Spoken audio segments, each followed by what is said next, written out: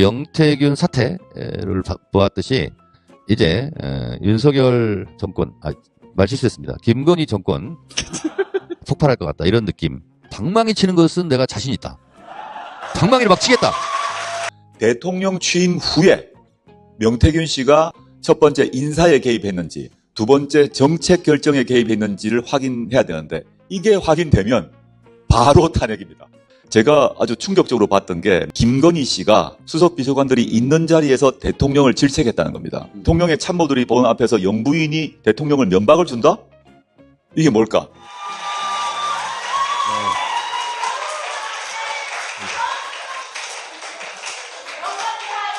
오빤 영광 스타일.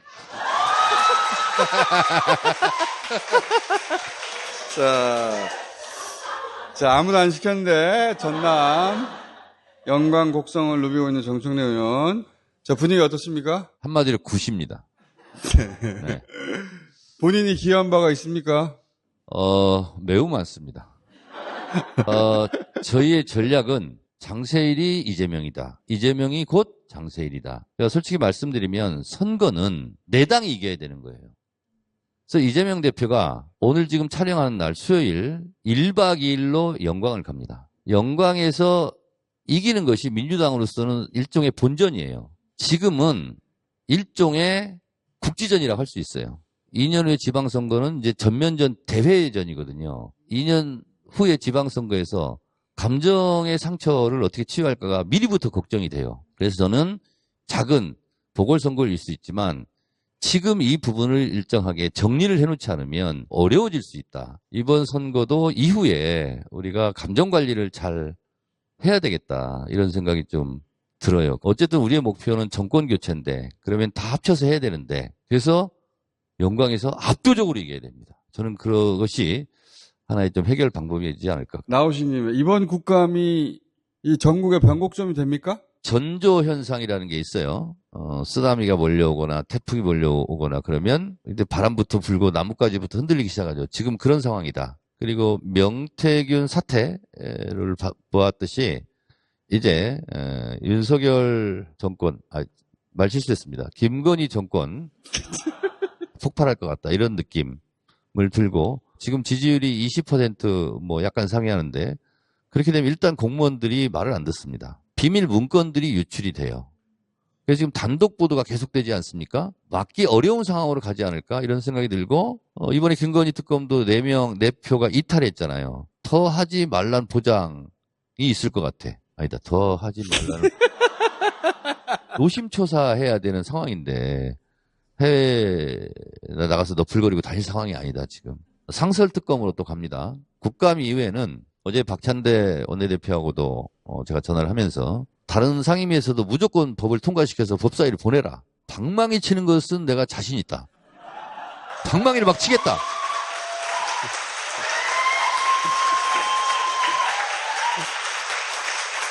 그러면 언제까지 거부권을 행사하는지 보자 라는 거예요.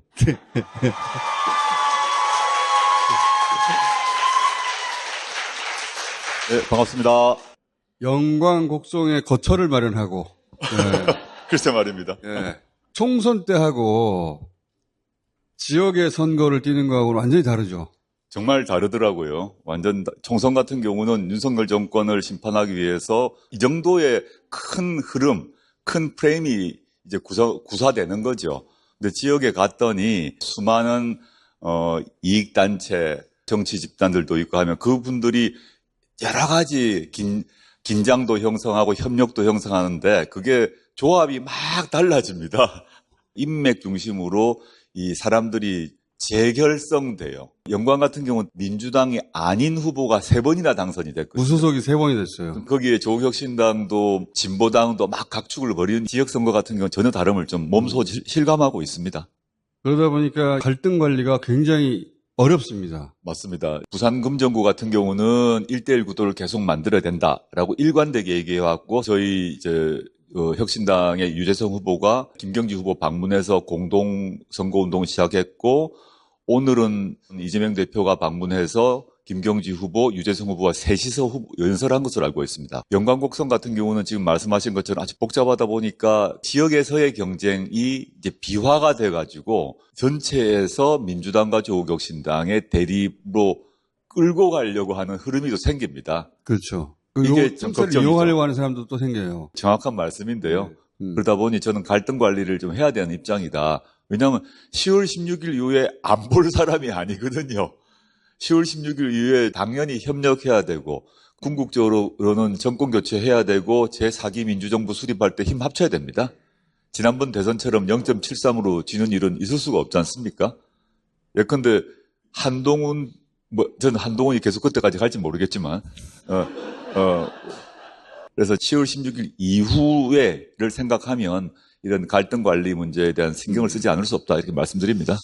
다행인 건 조국 대표, 이재명 대표가 과거에 다른 정당 대표들 사이와는 차원이 다른 관계를 유지하고 있어요. 마지막 단계에는 꼭 대표 두 분이 나서서 이 문제를 풀고 있더라고요. 안 그러면 큰 싸움 났어요. 박수!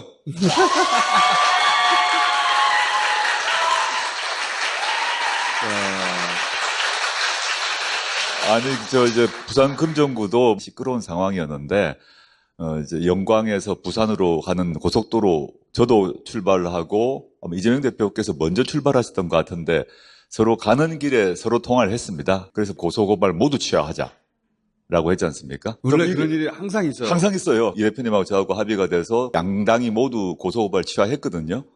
그 다음에 단일화 문제 같은 경우도 정당이 서로 다르다 보니까 충돌과 갈등은 필연적입니다. 마지막에는 딱 큰 매듭을 지을 때는 대표 차원에서 매듭을 짓고 있으니까 너무 걱정 안 하셔도 된다 이렇게 말씀드립니다. 자, 그리고 오신 김에 최근에 이제 명태균 씨의 주장이나 네. 바쁘셔가지고 다 보셨을지 모르겠는데 다 봤습니다. 다 봤습니다.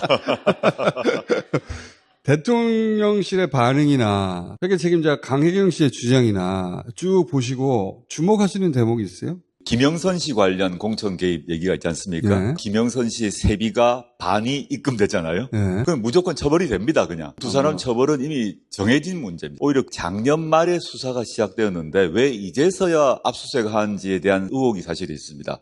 진작 벌써 압수수색을 했어야 될 일인데 이제서야 했다라고 생각하고 두 사람은 처벌됩니다. 지금 중요한 문제는 윤석열 대통령이 취임된 후의 문제가 더 중요합니다. 취임 전에 명태균 씨가 아크로비스타에 가서 윤석열, 김건희 두 사람을 만났다는 거 아닙니까? 표현을 보게 되면 윤석열, 김건희 두 사람을 앉혀놓고라는 표현을 썼어요. 명태균 씨가 횟수에 대해서는 지금 논란이 있는데 취임 이전에 만난 건 확인됩니다. 근데 대통령 취임 후에 만났는지 안 만났는지에 대해서 여기가 전 핵심이라고 보고 대통령 취임 후에 명태균 씨가 직접적 또는 간접적으로 윤석열, 김건희 두 사람과 소통을 하면서 첫 번째 인사에 개입했는지 두 번째 정책 결정에 개입했는지를 확인해야 되는데 이게 확인되면 바로 탄핵입니다. 과거의 최순실 사건을 생각해 보십시오. 대통령이 되고 난 뒤에도 연설문 고쳐주고 정책에 대해서도 제안을 했어요. 그걸로 탄핵된 거거든요. 명태균 씨는 대통령 비서실 관계자가 아닙니다.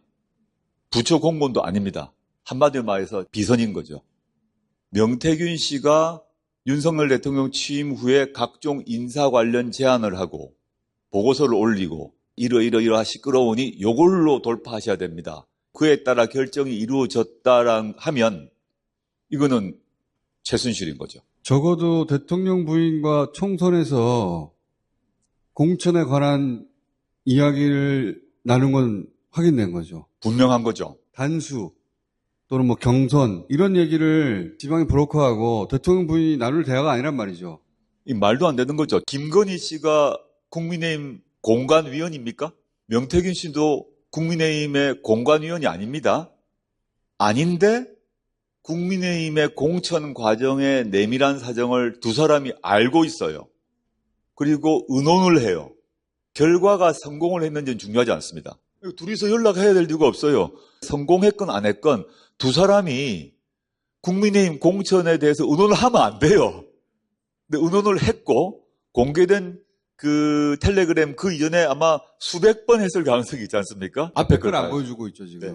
명태균 씨가 자기 자신은 이제 농담이었다고 말을 바꾸던데 채널A 그 인터뷰에서 이랬지 않습니까? 나를 검찰이 건드리면 한 달 안에 탄핵 또는 하야가 될 거다 그랬어요. 논란이 되니까 제가 농담했어요. 그래서 검찰이 영장 칠 것 같거든요. 포렌식을 했다는 것은 휴대폰에 있던 것을 파일의 형태로 뽑아냈다는 거니까 파일의 형태로 자기가 가지고 있다는 말이죠. 지금 검찰이 아직까지 안 가져간 것 같습니다. 그거를 다 확보를 못한 걸로 보여요. 예? 지금 명태균 한 사람에게 대통령실이 쩔쩔매는 상황이거든요. 해명도 맞지도 않아요. 대통령실에서 명태균 씨가 어디까지 갖고 무엇을 가지고 있는지 모르고 있는 겁니다. 대통령실은 이제 여기 정도에서 선을 긋자 뭐 이런 거를 하려고 하겠죠. 그러니까 명태균 씨도 그러면 내가 뭐 농담이라고 하지 뭐. 요 정도 와 있는 게 아닐까. 근데 뭐 이준석 의원도 가만히 있질 않고. 그 이준석 탓을 했는데 이준석이 바로 나와서 아니라고 해버렸지 않습니까? 그렇죠. 네. 그리고 김종인 위원장 같은 경우도 윤석열을 만나러 갔더니 그 자리에 명태균이 있더라고 네. 얘기를 해버렸어요. 그 대통령실 해명이 아기가 다 안 맞는 상황입니다. 대통령 후보 부부를 대리하고 있었던 거예요. 그러니까요. 네. 명태균 씨가 이제 폭로하는 사람 이름들 있지 않습니까?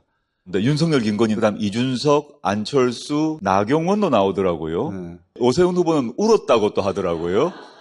전 오세훈 씨는 왜 울었는지 잘 모르겠어요. 명태균의 저주가 이제 시작되었고요. 서로 싸울 수밖에 없는 상황이 되고 있고 또 다른 명태균이 있을 수도 있겠다. 이게 국민의힘 내부에서도 분란이 일어난 게 한동훈 대표가 당장 반발을 지금 하겠죠. 미래한국연구소의 직원이었던 담당자였던 강혜경 씨가 선거 막판에 26번 여론조사 했는데 그 명세를 뽑아달라고 해서 3억 6천 정도를 뽑아줬더니 그걸 들고 가서 돈 받아오겠다고 해놓고는 돈을 못 받아오고 공천을 받아왔더라. 공천 받아오고 나중에 봤더니 세비가 입금된 거죠. 그럼 어떻게 되는 겁니까, 법적으로는? 신종 공천 거래 기법이죠. 여론조사를 통해서 유리한 여건을 조성해주고 그 여론조사 비용은 당에서 안 주고 그 대신 당선된 김영선 씨의 세비에 반띵을 해서 계속 준 거 아닙니까? 정치자금법 위반은 무조건 될 것 같고요. 저는 그거 말고 이제 어떤 측면을 보고 싶은가 하면 윤석열 대통령이 김영선은 나도 좋지 이렇게 얘기를 했다는 겁니다. 나는 김영선인데 뭐 나는 이런 식으로 김영선인데 말했다고. 윤석열 대통령도 김영선이 좋다는 얘기를 했다는 겁니다. 윤석열 검사, 한동훈 검사가 박근혜 그 대통령을 기소했던 사례가 공천 개입이거든요. 그런데 윤석열 대통령이 나도 김영선이 좋지라고 했단 말입니다. 네. 그 윤석열 대통령이 어디까지 개입했는지. 박근혜 전 대통령이 여론조사 시켰다가 실형받았으니까. 2년 받았거든요. 네. 김건희 씨가 명태균 씨와 협의하고 의논하면서 김영선 의원 한 건이냐? 아닐 것 같다는 겁니다. 명태균이란 사람이 김영선 한 사람만 위해서 그렇게 애를 썼을 것인가? 저는 아닐 것 같다고 생각을 하는 거죠. 윤석열, 김건희 공동정권에서의 권력 운용 방식을 우리가 통상 생각하는 현대민주주의의 권력 운용 방식으로 생각하면 이해가 안 된다고 생각합니다. 대통령의 영부인이 이 권력에 개입하는 경우는 거의 없습니다. 밑에 비서실장이 있고 수석비서관이 있고 비서관, 선임행정관, 행정관, 행정위원 이런 순서로 대통령실이 구성되어 있는데 제가 아주 충격적으로 봤던 게 며칠 전에 중앙일보 이하경 대기자가 뭐라고 했나 하면 김건희 씨가 수석비서관들이 있는 자리에서 대통령을 질책했다는 겁니다. 이건 뭐지? 망신을 주었다는 식으로 표현했죠. 네. 대통령과 수석비서관 자리에 영부인이 있으면 안 됩니다. 제가 민정수석 했지 않습니까? 대통령과의 자리에 영부인이 있을 수가 없어요. 그 자리에 있으면 안 돼요, 그냥. 대통령의 참모들이 보는 앞에서 영부인이 대통령을 면박을 준다? 이게 뭘까? 권력이 누구에게 있는지 보여주려고 한 겁니다. 김건희 씨는 그 욕망을 버릴 수 없는 사람입니다. 조선시대, 고려시대 보게 되면, 좀 우둔한 왕이 있고 아주 영리한 왕비가 있는데, 후사가 없어요. 이때 이제 영리한 중전이 어떻게 움직이느냐로 봐야지 지금 이 사태가 보인다고 생각합니다. 난 아무것도 못 들었어요. 사극에서 보던 상황인데 이게. 예. 뭐 여인처나 뭐 이런 거 있잖아요. 민주공화국 원리면 대통령실은 대통령실의 조직 원리에 따라 의논하고 회의하고 부처와 협의해서 결정하고 대통령께 보고하면 대통령이 양쪽 의견 듣고 결정하고 집행하고 이렇게 되어 왔습니다. 그런데 대통령실이 그렇게 돌아가지 않는 거죠. 김건희 씨라는 선출되지 않은 권력이 있고 김건희 씨 근처에 비선이 존재하고 그것에 대해서 윤석열 대통령은 언론에 보도가 났습니다마는 부인 문제 해결하라고 그러니까 윤석열 대통령이 뭐라고 그랬습니까? 내가 그거 처리할 처지가 아니야. 그게 말이 되는 얘기입니까? 많은 사람들이 간언을 하겠죠. 김건희 씨 문제 정리하셔야 됩니다. 고치셔야 됩니다 했더니 알았습니다. 노력하겠습니다가 아니라 윤석열 대통령이 내가 내 아내 문제를 처리할 수 있는 처지가 아니라고 그랬다고 이런 표현을 썼어요. 너무 심한 얘기를 했나?